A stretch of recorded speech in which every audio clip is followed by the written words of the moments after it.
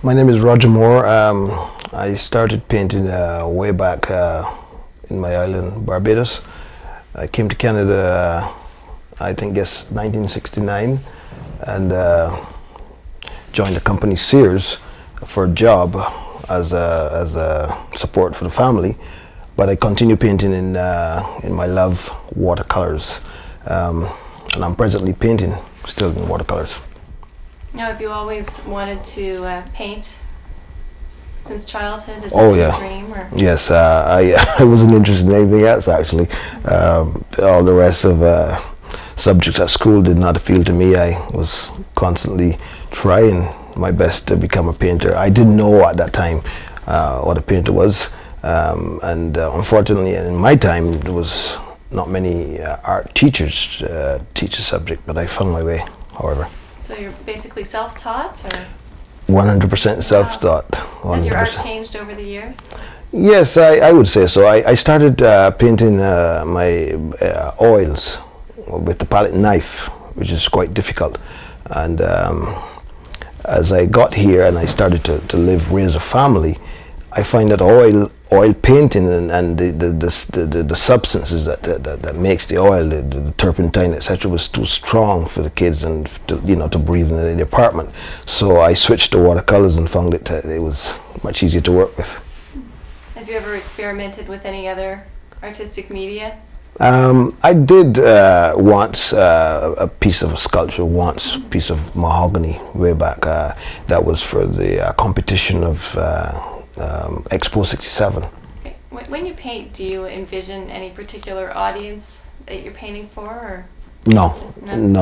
I paint first. When I paint first for the love of what I'm doing. I hope that someone will love it, and I hope that what I'm doing, someone would feel something about it, but no, I do not paint for, let's say, to sell. I paint first because I like that piece and because I like doing that subject, but not for an audience, no. I guess maybe we could just talk a bit about the process of crafting a work of art. Do you start with a particular idea or concept, or does that kind of develop along the way? When you go, attempt to paint a watercolor, to craft, to do it, you have to stretch paper. In the medium watercolor, you stretch the paper, and that takes about 24 hours to dry. And then you have this virgin white paper sitting there that you already have your subject. You know what you're going to paint, whether it be a bowl of fruit or a scenery. Sometimes the subject could be a sketch from a previous experience, whether it be scenery, etc., or it could be a photograph also from a previous experience. But the photograph is always my interpretation, my construction in the camera. It's never a photograph from somebody else's idea.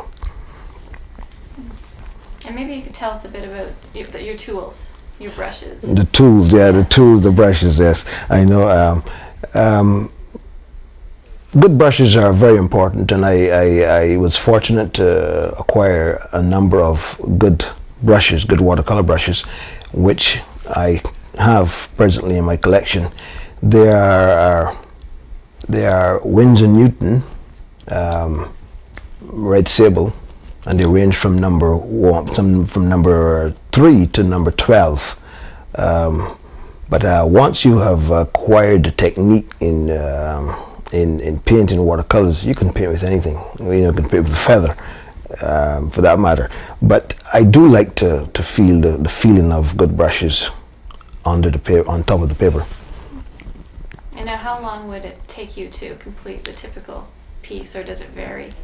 Yes, to complete a painting, let's say a full-size sheet of watercolor paper, which is a 30 by 22. If you do that, depends on the subject. If it's a busy subject, if it's lots of people or whatever is in the painting, it can take you a whole day. I've done a piece of work, a portrait that took me 25 minutes. And but the secret of a watercolor is once you have to know when to stop. That's the secret. most people carry on and labor on it, and you know, after a while you find that you have gone too far. But the secret is to know how far to go and stop at that point. That's good advice. What else? What other advice would you give maybe to someone just starting out, someone who decides she wants to paint? Of course, the first thing that you should have is good material, very good paper, the best. Of course, paints. Paints is secondary. The paint is secondary, but the brushes are very important to start. Watercolors, as I could speak of watercolor because I've been doing it now for the last 17 years.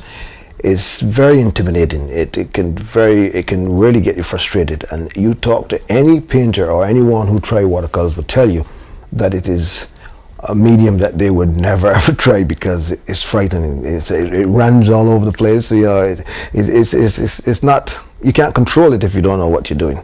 So I would suggest to any new painter, anyone who's coming into the business, to buy good brushes and concentrate on buying the best paper. The trumpets, the men performing was at Carabana, one of the Carabanas. I don't know if it was 85, 95, whatever. But however, I like the instruments and the reflection of the sun, the vivid colors. The man sitting in the park bench was Spring. Okay, I'll tell you as I'm going along, because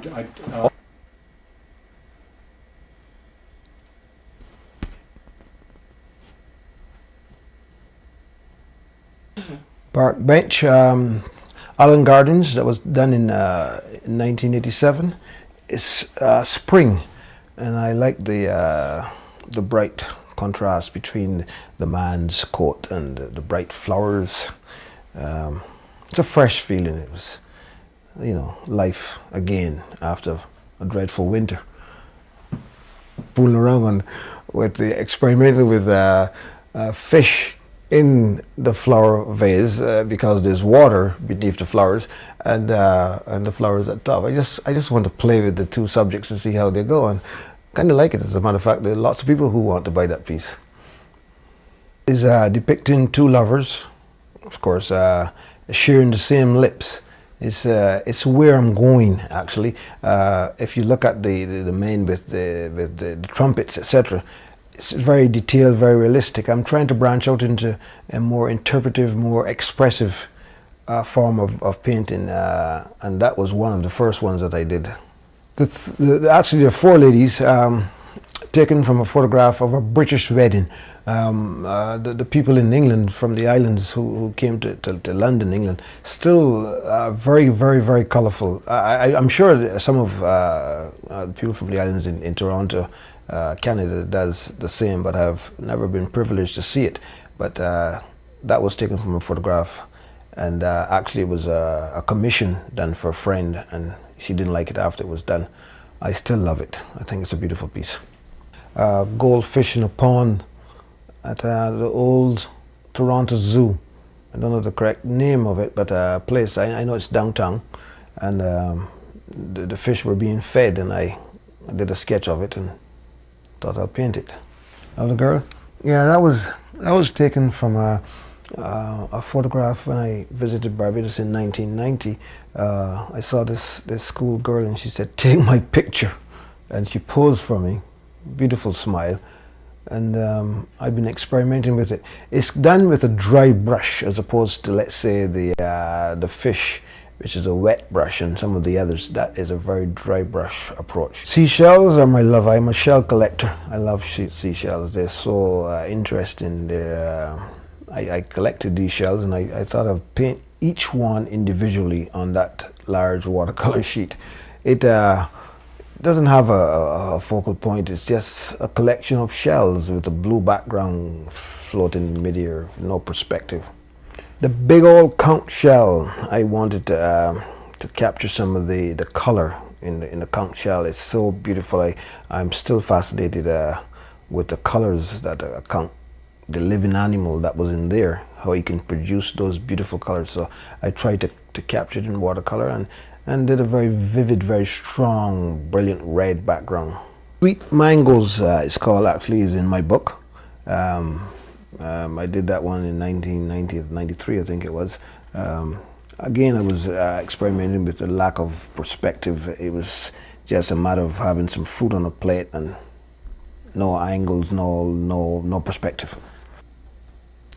The pink almond trees captured my eyes. I was walking through Sunnybrook Park one afternoon in the spring, and I saw that and I thought it was so attractive with the brilliant pinks and the dark shadows beneath the tree.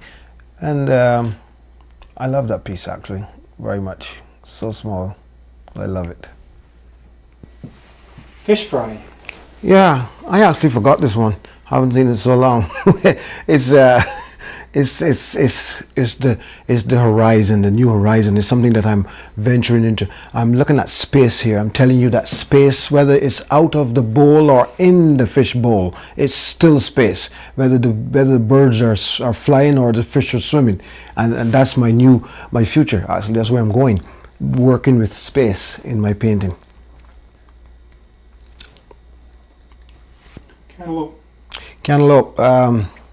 I was experimenting with the detail in the cantaloupe. Sometimes you get really carried away and you want to prove that you can paint every little minute detail, and I did with this one. Actually, I had to stop because it was too realistic. But I'm not happy with it because I'm not too happy with the background. So I'm thinking of maybe redoing it or maybe covering the background. The background just doesn't work. I'm in a different frame of mind now. That was done about 2 years ago. Nude? I'm experimenting with nudes here. This was one of a series of maybe about 5 of them, it looks unfinished, but it is actually finished because she's wearing a white robe contrasting the dark skin with a yellow, very strong yellow background.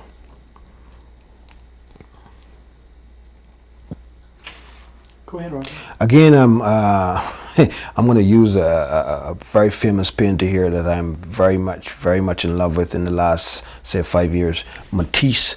It's not actually a Matisse subject. It's not actually a Matisse look-alike, but I'm excited about the way he paints bright color. And after the Barnes collection, I was privileged to see some of his work there, and I kind of like his approach to painting. So again, the nude in the dark skin with the white cloth draped over her and the red background. Okay, the bride and groom. This is a British wedding, a series of paintings that I do at the show at the Columbus Center. You'll see a British wedding. This is the bride and groom of a series of work from that wedding in Britain. It's a very tight shot of the face of the man and the woman saying "I do." Paul? It's a spring day. But for many years I said to people I love fall. It's the best season. But until I fell in love with spring, of course, spring is to me the best season. And a lot of my paintings are influenced with spring. It shows you that life is coming again, and it's a very exciting season. And this was a park. I captured again the pink almond tree. I think it's such a beautiful color in the spring. It really makes you feel like life is coming back again. A wedding, another bride and groom, a different approach, different colors, different feeling altogether. Almost like a blue mood as opposed to a warm feeling. But again, it was my experimenting with the wedding, with the bride and the groom.